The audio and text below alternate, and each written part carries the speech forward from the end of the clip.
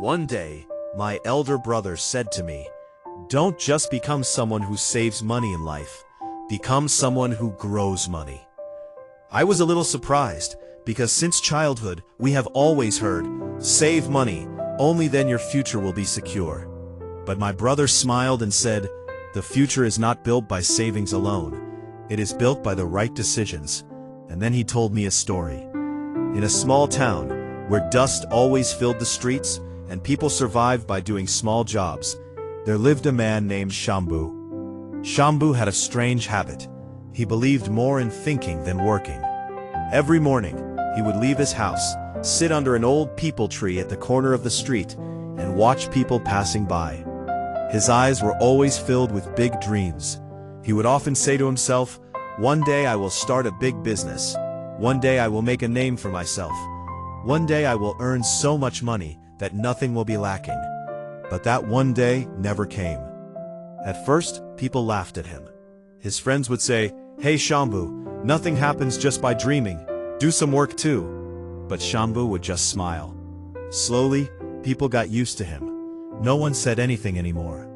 The condition at home was not good. His wife, Gita, worked hard all day.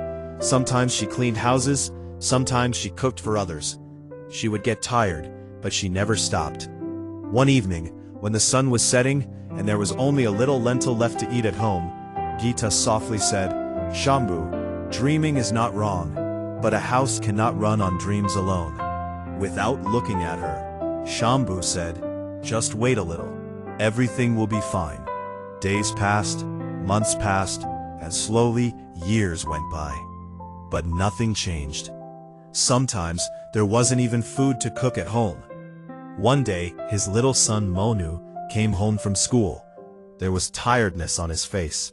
He kept his bag down and softly asked, "Mom, will there be something good in the tiffin today?" Gita looked at him, but she had no answer. Shambhu was watching all this.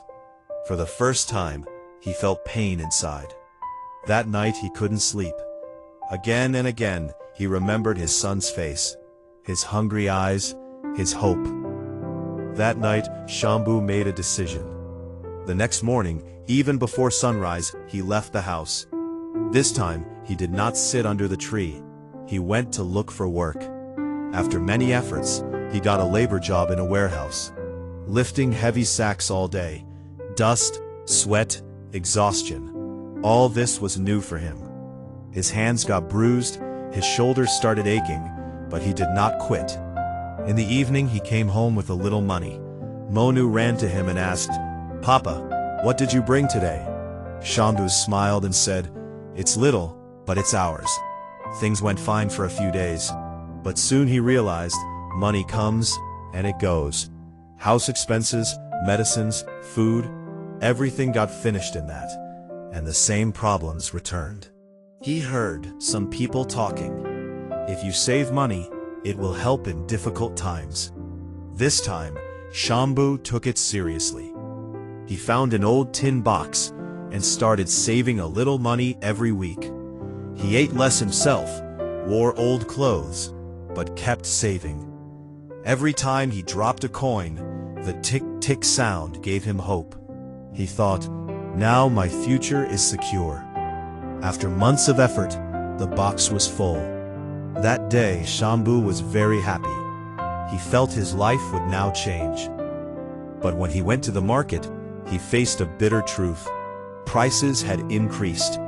All his savings were not enough as he had expected. He returned home quietly. That day, his hope broke again. In the evening, he sat alone. The sky was slowly turning dark. Then he saw his neighbor Ramlal selling peanuts on a small cart. There was satisfaction on his face, no worry, no fear. A small idea came to Shambhu's mind. What if I start something small too? This time, he didn't wait. The very next day, with his saved money, he started a small tea stall. The beginning was not easy. On the first day, only 3 customers came. On the second day, 5. Sometimes the whole day passed without any customer. But Shambhu did not give up. Every day he made better tea. He spoke to customers with a smile. Slowly, people started liking his tea. Within a few weeks, his stalls started getting crowded. Then he added biscuits, bread, and snacks. Months later, his small stall turned into a shop. Now his income was many times more than before. One day, he called his son Monu and handed him a cup of tea. He said, "Look, son, this tea is not just tea. It is the result of money that I used in the right place." Monu smiled and asked, "So now you don't just dream?" Shambhu laughed. There was a slight moisture in his eyes. "Now I not only dream, I also fulfill them." After that day, Shambhu told everyone, "Just saving money is not enough. If money stays idle, it slowly finishes. But if it is used in the right place, that same money grows and changes life."